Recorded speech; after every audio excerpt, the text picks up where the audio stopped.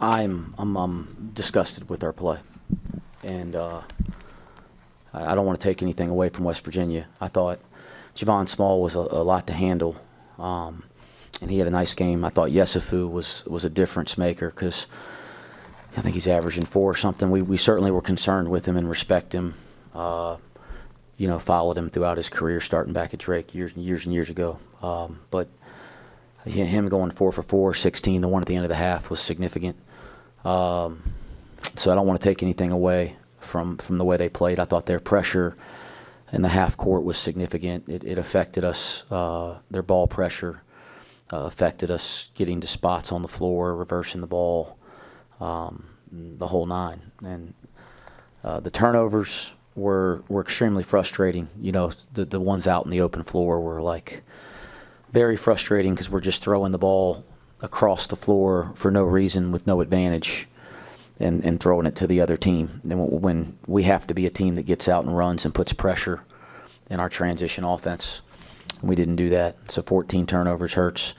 I'm very disappointed and disgusted with the way we're playing. It doesn't. At the end of the day, I'm in charge here. I'm the leader of our program, and it falls on me. And if I'm somebody that supports this program, I'd be frustrated. I'd be pissed at what I was watching. You should be. I am too. And I take full responsibility. It's on me. And we got a lot of basketball left. We need to figure out a way to play a style and a level of basketball that makes people proud about the way that we wear the jersey. And right now we're not doing that. And, again, that falls on me. And there's nothing I could say that hurts more to say, but it's the truth. Coach, obviously you knew Javon Small, top of the scouting report. How was he able to get going early in the first half and kind of lead that into putting you guys in a big hole? We blew a coverage, his first three-pointer. I was worried about him getting a rhythm early. We blew a coverage, his first three-pointer. We took a bad path kind of on one of them on the left side in the first half. He's going to score a little bit because, he's a terrific player. They do a lot of really neat things to, put him in action, get him off his left hand, you get the ball out of his hands, get it back in his hands. And, again, we didn't do a good enough job. He gets his average tonight. You switched the lineup today. How do you go about it from here? It appears some are giving you more effort than others. Yeah, we got to find the right combination of guys that want to fight, and that's not a talent thing or an ability thing. And I didn't take Dan out of the lineup. I put Day in. That's the truth of it. I could have taken anybody in the starting lineup out. I just wanted to. I thought Day's shown a lot of fight and heart in recent games, so I wanted to reward that. I thought that was important for our team. Somebody had to come out. Unfortunate it was Dan. I'm sure that was frustrating for him. But it wasn't that I was taking him out of the lineup. I was trying to reward Day. Trying to find combinations of fight. And I thought Rayvon came in and gave us some of that tonight and that off the bench, which was good to see. Simas' three-point defense has kind of been a struggle these last 4 or 5 games after you guys were so good to start the season. What has kind of switched? Is it just a lack of effort, not executing whatever you guys are trying to do at that end, or is it just something where teams are kind of getting hot at the right time?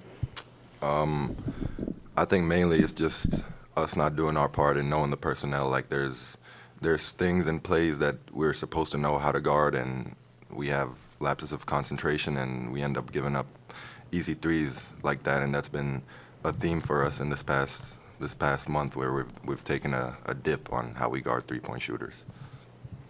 Wes, you mentioned on the radio that you spent the whole week of practice kind of preaching fight and intensity. Don't see it today. I guess what's the disconnect to where it's not? Yeah, I'll obviously, like I said, this is guys. The way we're playing them, I'm responsible. So if I got to look at the mirror about what I'm doing, and if I had a harsher tone this week. I was more combative and challenged them a lot, and if that's the wrong way to approach him, I'll look and try to evaluate it. I've never felt that way before, but I'm just trying to get an edge and a competitive spirit that we've shown the ability to have this year. And again, if it's not happening, it falls on me, guys. That's the truth of it.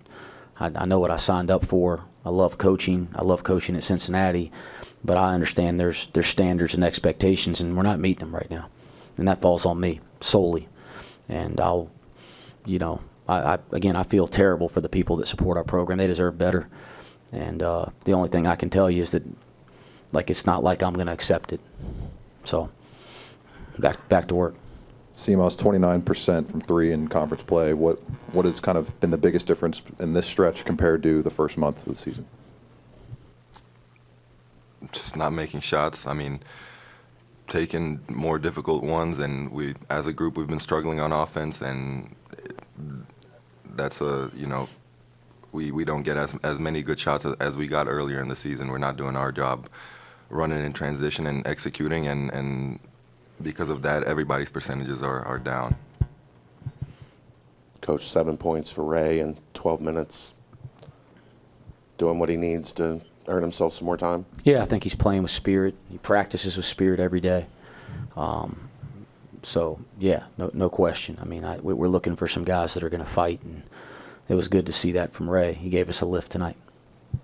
Coach, in the first half, West Virginia had an 18-4 edge and pain points. They struggled there. They don't have a lot of size. So I'm just curious, what did you attribute that to, and how important was that? I thought transition, a couple baskets in transition. I thought there were some baskets that the ball's bouncing around down there off the rim, and they just pick it up and lay it in. So beating us to, whether it's an offensive rebound or a loose ball, beating us to balls that lead to easy baskets. So some transition breakdown. Dylan loses sight of man and ball for a layup in the first half.